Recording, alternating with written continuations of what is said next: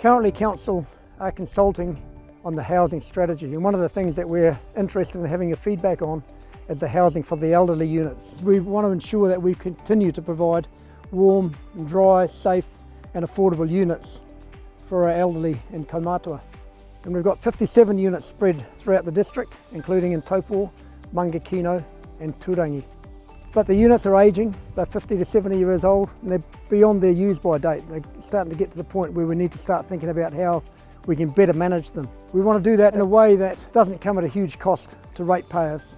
One of the things that we're looking at doing is accessing income-related rent subsidies, which are provided by central government, but aren't available to councils, but are available to community housing providers. So we're interested in looking down that avenue. Also, we've got a wait list that far exceeds what we can supply at the moment, and we probably can never completely meet demand, but we could potentially get a bit closer to it than we currently are.